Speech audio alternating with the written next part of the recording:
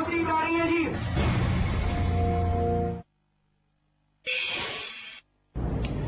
ABP news पर आपका स्वागत है। मैं हूं सुनील झा। बात करेंगे आज की बड़ी खबर यानी अमित शाह के विवादित बयान की। बीजेपी महासचिव और यूपी बीजेपी के प्रभारी अमित शाह ने दिया है विवादित बयान। यूपी के आजमगढ़ में अमित शाह ने बीजेपी उम्मीदवार के लिए प्रचार के दौरान कहा कि कभी वीरों की धरती रही आजमगढ़ आज आतंक का अड्डा बन चुकी है। आजमगढ़ से समाजवादी पार्टी के अध्यक्ष मुलायम सिंह यादव चुनाव लड़ रहे हैं।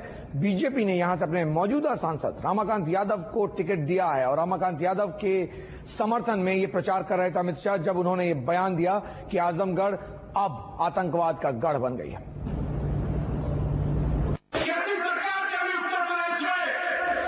जिसने ये वीरों की भूमि आजमगढ़ को आतंकवाद का अड्डा बना दिया। सरकार अगर आतंकवादियों को छोड़ने का काम करती है तो आतंकवादी धमाके ही धमाके करेंगे। तो ऐसे विवादित बयान के बाद जाहिर है इस पर सियासत तो होगी। अमित शाह के बयान को लेकर विरोधियों ने कड़ा ऐतराज जताया है। कांग्रेस महासचिव दिग्विजय सिंह ने चुनाव आयोग से कार्रवाई की मांग की है।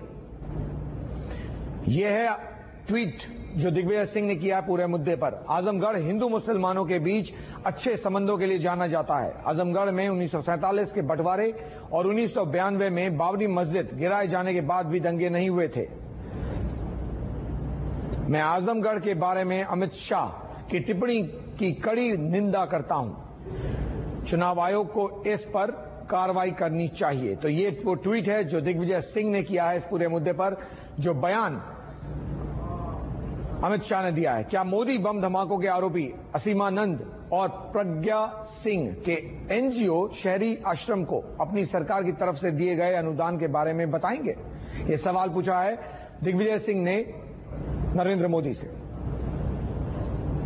बिल्कुल उचित नहीं है और वहां के रहने वाले लोगों को आतंकी बता देना ये बहुत ही दुर्भाग्यपूर्ण है। श्री नरेंद्र मोदी के गोधरा कांड के बाद ही देश भर में इस तरह की आतंकी घटनाएं हुई हैं, इसलिए उन सब चीजों के लिए गोधरा की हिंसा ही जिम्मेदार है। बहुत ही दुर्भाग्यपूर्ण है, बहुत ही हाईली कंडेमनेबल है और ये हमारा शुरू से कहना है कि टेररिज्म का ना तो टेररिस्ट के ना तो कोई मजहब होता है ना उसकी कोई जगह होती है। किसी मजहब के लोगों को और किसी की जगह को बदनाम करना जो है तो मैं समझता हूं कि सबसे बड़ा टेररिज्म है। अमित शाह जो है उनकी जुबान पर कभी काबू रहता नहीं है। हमें समझते हैं कि इलेक्शन तो और 10-12 दिन के अंदर खत्म हो जाएगा, लेकिन लोगों के दिलों के अंदर जो इन तमाम बातों को लेकर जो नफरत का कारोबार हो रहा है वो हाईली कंडेमनेबल है। हालांकि आजमगढ़ पिछले दिनों इंडियन मुजाहिदीन के कामों के कारण जाना जाता रहा है, लेकिन ऐसा नहीं है कि आजमगढ़ इसलिए मशहूर है। आजमगढ़ इसलिए मशहूर है क्योंकि यहां से कई दिग्गज पैदा हुए। यहां पर कैफी आजमी, शायर शबाना आजमी, ये दोनों ही आजमगढ़ से आते हैं। इसके अलावा मशहूर कवि और शायर कैफी आजमी, अभिनेत्री शबाना आजमी के अलावा महापंडित राहुल सांस्कृतायन का रिश्ता आजमगढ़ से रहा है।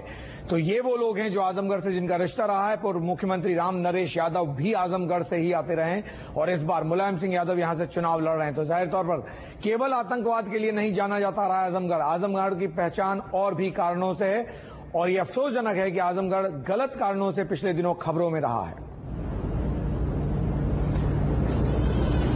अब बात करेंगे क्या कुछ हुआ है ग्रेटर नोएडा में।